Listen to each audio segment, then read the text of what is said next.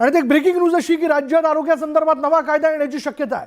सरकार आरोग्यविषयक कायदा आणण्याच्या विचारात असल्याचं कळतंय। जीबीएस संसर्गाच्या पार्श्वभूमीवर आरोग्य आणि पाणी पुरवठ्याबाबत महत्त्वाची धोरणं ठरवली जाणार असल्याचं कळतंय। मंत्रालयामध्ये आरोग्यमंत्री प्रकाश आंबेडकर हे मुख्यमंत्र्यांची भेट घेणार आहेत। मुख्यमंत्री देवेंद्र फडणवीस, आरोग्यमंत्री प्रकाश आंबेडकर, गृहराज्यमंत्री योगेश कदम, पाणी पुरवठा मंत्री यांच्यात उपस्थितीत ही बैठक पार पडते। आगामी मंत्रिमंडळ बैठकीत याबद्दल चर्चा होऊन आरोग्य कायद्याबाबत निर्णय होण्याची शक्यता आहे।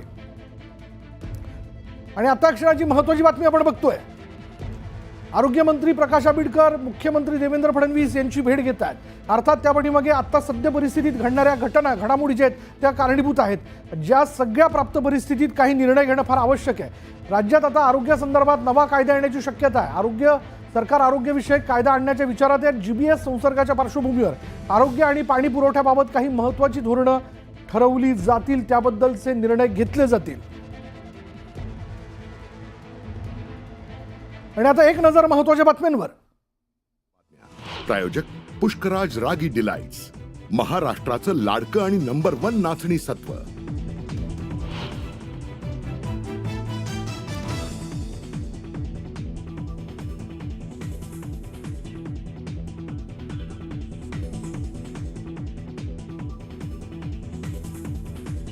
महाराष्ट्र विधानसभा निवडणुकीत 70 लाख नवीन मतदार वाढले। 70 लाख मतदारांची माहिती जाहीर करण्याची राहुल गांधींची मागणी। मतदार याद्यांमध्ये गडबड झाल्याचा सभागृहात आरोप।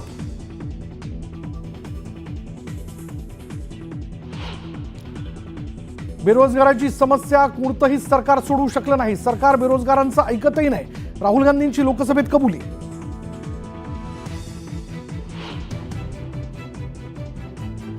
बाबा सिद्दीकी हत्या प्रकरणातील आरोपीचा मकोका कोर्टात धक्कादायक खुलासा। पोलीस कोठडीत असताना दिलेला जबाब हा जबरदस्तीने घेण्यात आला। शिवकुमार गौतमचा कोर्टात आरोप।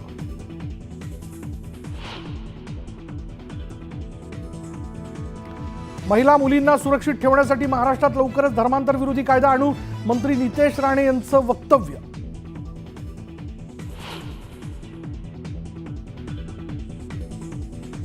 शिवराजनं पंचांना गोळ्या घालायला पाहिजे होत्या, पृथ्वीराजची चूक नाही तर पंचांचा निर्णयच वादग्रस्त। चंद्रहार पाटलाकडून शिवराज राक्षेची पाठराखण करताना धक्कादायक विधान।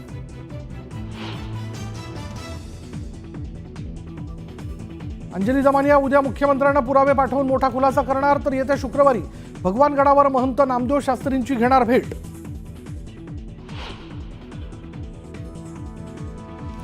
निवडणुकीपूर्वी धनंजय मुंडेंनी वाल्मिक कराडसोबत माझी भेट घेतली होती। मुंडेंनीच कराडची ओळख करून दिली होती। मनोज जरांगे यांचा गौप्यस्फोट।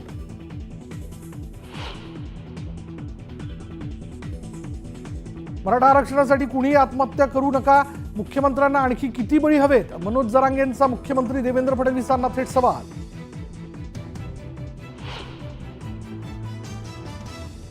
मंत्रालयात फेस डिटेक्शन यंत्रणेशिवाय प्रवेश नाही। आठवड्याच्या पहिल्या दिवशी प्रवेशासाठी रांगा, बिनकामाची गर्दी आजपासून बंद।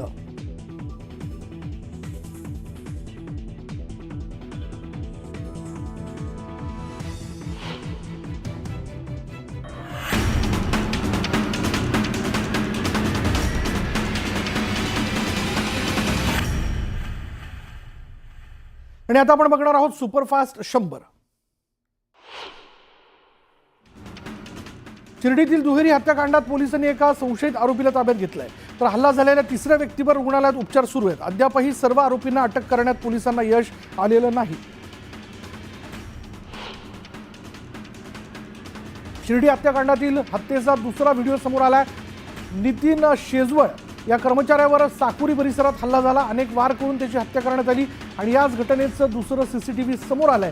पोलिसांकडून सीसीटीव्हीच्या आधारे तपास सुरू आहे।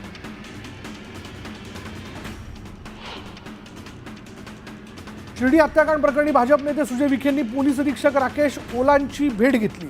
शिर्डी पोलीस ठाण्यात जात त्यांनी संपूर्ण प्रकरणाची माहिती जाणून घेतली। हलगर्जीपणा करणाऱ्या पोलिसांवर कारवाई करण्याची मागणी यावेळी विखेंनी केली आहे।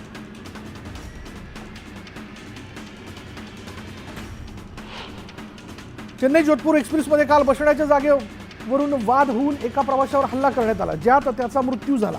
हा सगळा प्रकार नंदुरबार रेल्वे स्टेशनवर घडला। विशेष म्हणजे घटनेनंतर नंदुरबार रेल्वे स्टेशनवर सीसीटीव्हीच नसल्याची बाब समोर आली आहे।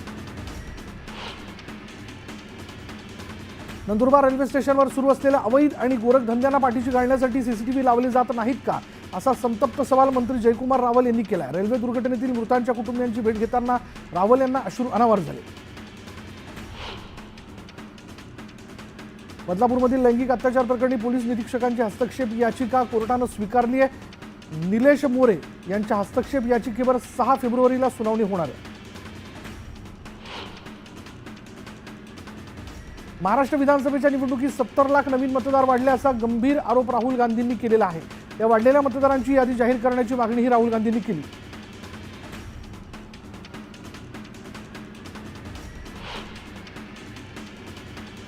शिर्डीतील 7,000 मतदारांचे पत्ते एकाच इमारतीतले असल्याचा मोठा दावा राहुल गांधींनी केलेला आहे. महाराष्ट्रातील मतदार याद्यांमध्ये गडबड झाली असं म्हणत राहुल गांधींनी लोकसभेत हा मुद्दा उपस्थित केला. मनपा निवडणुकीच्या पार्श्वभूमीवर भाजपचे कार्यकारी अध्यक्ष रवींद्र चव्हाणांनी संभाजीनगरचा दौरा केला. यावेळी ठाकरे गटातील काही पदाधिकाऱ्यांनी भाजपमध्ये प्रवेश केला, तर माजी नगरसेवकांसोबतही चव्हाणांनी भेट घेतली. भरत गोगावलेंनी दिलेल्या 2 दिवसांच्या अल्टिमेटम नंतरही रायगडच्या पालकमंत्रीपदाबाबत निर्णय झाला नाही. दरम्यान गोगावलेंनी पुन्हा पालकमंत्रीपद आपल्यालाच मिळणार असा दावा केलाय.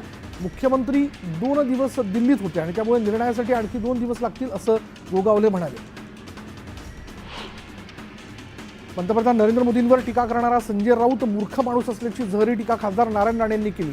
एका बंद खोलीत टीका करणं, निंदा नालस्ती करणं हा राऊतांचा गुण असल्याचंही प्रत्युत्तर नारायण राणेंनी दिलं.